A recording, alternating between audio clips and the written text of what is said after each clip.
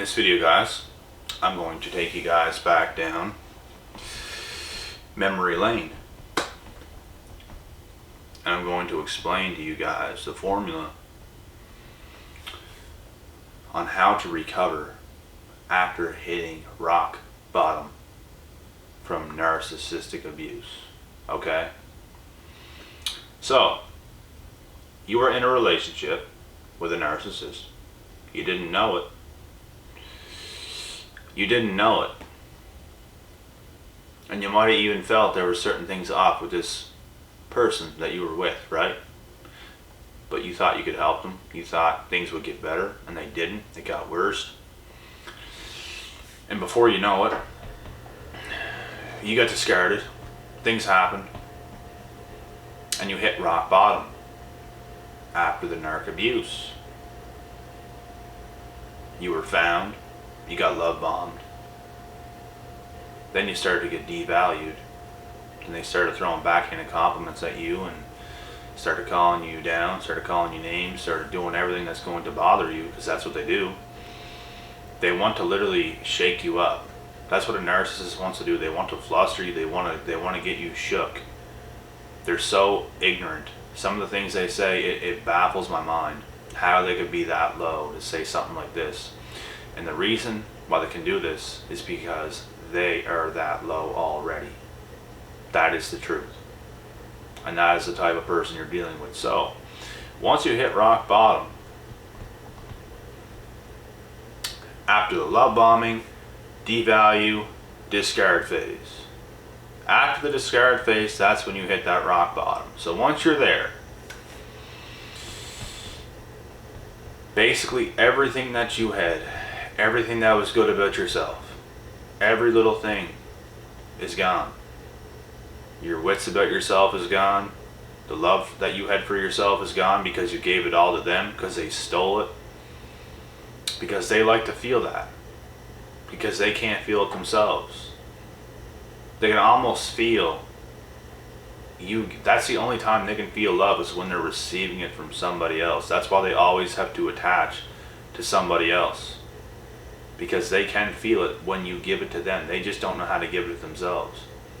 That's the thing. That's a scary thing too. Because if you are in a relationship with one of these individuals, you are not going to feel it back. And sometimes you might be tricked into thinking that you are. But really, you're just falling in love with yourself. You're falling in love with a mirror, because they are mirroring you and your qualities and your image and everything else to make you do this. And it's a very messed up thing, but it exists, and there's a high percentage of a chance you get a Jezebel spirit on your hands, and that is scary as fuck. Because they will literally make your life a living hell for half a decade, at least. If you're dealing with a Jezebel, now I know where I went wrong in my life. Like, the past was devastating. That shit was crazy. It's like my life died. Everything died. It didn't matter what I did. Nothing felt good. So I had to do extra. I had to make myself feel good to the best of my ability, even though nothing still felt all that good. I would accomplish things that a lot of people would be proud of, and I did things like this, and I found myself getting almost sadder after that happened, because I worked towards a goal and I accomplished it, and it was over. And then it was like, now there's nothing, because I just did this and accomplished it. That's something else I taught myself too, because every time you achieve something, you need another goal right after that. Otherwise, you achieved it and there's nothing left. You did what you set out to do, and now you got nothing. You always need something else. You always need new hobbies. You always need something on the go to keep you moving. Like, even when you graduate school, there's something else after that. When you graduate high school, college is next, university is next. If you don't do that, you might get into the business world. You might play a professional sport. You might get into entrepreneurship one way or another. You might do whatever it is, right? There's always got to be another goal afterwards, and I think this is where a lot of people are lacking. And this is something I did in the past that I fixed, because you need those goals. You really do need something to work towards in order to feel alive and worthy and like you matter. There's got to be something. There's got to be a pushing. You got to push yourself. The gym is perfect for so many people because there is no end to it. You can show up every day and improve. You can push yourself every single day in the gym. And I mean, you can take your rest days too, but like, the gym is always there. You're always going to be able to work something, because everything you work is going to grow back stronger. Now you can work it again. It's like a never-ending thing. This is why the gym is amazing for so many people. This is why the gym is amazing for me, because that's just one thing on the side that I can always go to no matter what. The gym is always there. The gym is the best thing for everybody. And you need a lot of things like that whenever you hit rock bottom from something like this. You feel betrayed, you feel worthless, you feel unlovable. Even though the cards were reversed on you, this is actually how they feel. They just made you feel like that because they like flipped the script to make you feel like that. And it's such a messed up thing that these individuals are capable of. I know other friends that went through this, other great guys that went through this, and I feel so bad for them because I know what it feels like. I know what that shit feels like. I know what it feels like to feel so sad because this stuff happened, and literally nobody gets it. Nobody's there for you. You feel alone. You feel like they got away with a win. You feel like the narcissist. A lot of the times, this is how a lot of people feel. They feel like the narcissist got away with a win, because the truth is they did. They never win in the end. They just run away at this moment with a lot of momentum, with a lot on their side. But then the longer this individual is away from you, and the longer you stay with yourself again, the more you come back to, and the more this individual fades and then turns into the nothing that they actually are. And then you come back to yourself and you gather up everything that was supposed to be inside of you, which they took. You get brighter, you get stronger, you get faster, you get wiser. Everything comes back to love for yourself. You love other people like more again, because you might have stopped loving everybody that was in your life because of this one person. And I know this happened to me. It's not that I stopped loving everybody. I remember, like, it just felt like I needed that person just from how it went down. I needed that person to feel alive because they took me into those deep waters. I got tricked. And I felt I did love a whole bunch of other people while this person was still in my life, but whenever they left, it's like everything came crashing down. And when you love somebody more than anything in this world and you lose them, it can literally make you stop loving everybody else for a long, long time.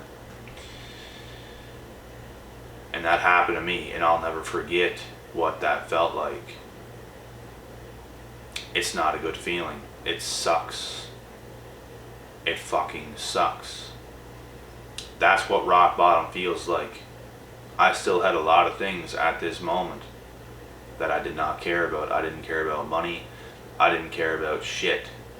I wasn't treating people bad. I was just treating people like I don't even know. I can't say like nothing either. I just felt like I needed somebody. I felt like I needed something. I feel like I was the one that needed support at this time, because everybody does at some point in their life. I felt like I needed a lot of support at this time.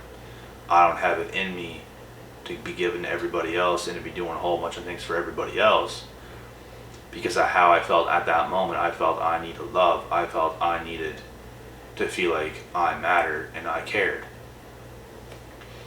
And that's how you're going to feel when you hit rock bottom.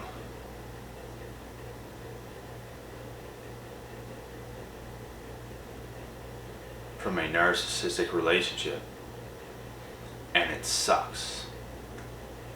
You're gonna need a lot of support and a lot of love, and if you don't get it, like I didn't,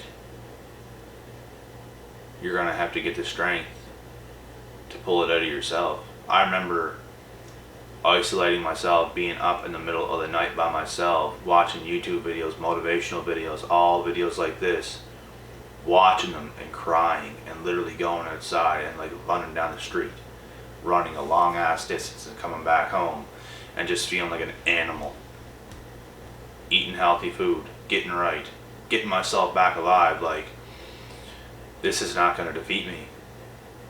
This is not going to define me. Watch what I do. Watch this comeback. And I had it in me, and that's exactly what I did. This person is going to regret what they did, type shit. You gotta come back better, you gotta come back stronger, and keep pushing forward in life, no matter how hard it is. This is the road. I know what it feels like. This is what you have to do. Sometimes it's almost good to get yourself emotional, because you're getting all of it out. You're getting all of it out. And then you can restore that with good things, like good food, good exercise, nice information, things like this. When you surround your mind with all this all the time, you just get better fast. That's how I did it. Within like half a year to 8 months, everything was perfect. So, and even before that, like, it was still, things were getting good like pretty quick. I just mean 6 to 8 months. Brand new person. Like, none of this shit bothered me, not even a little bit. Things were getting good probably 3-4 month mark. Things were getting pretty damn good. And there's a lot of people that suffer for a lot longer and have much worse thoughts for a lot longer. I did it fast because I wanted to do it fast.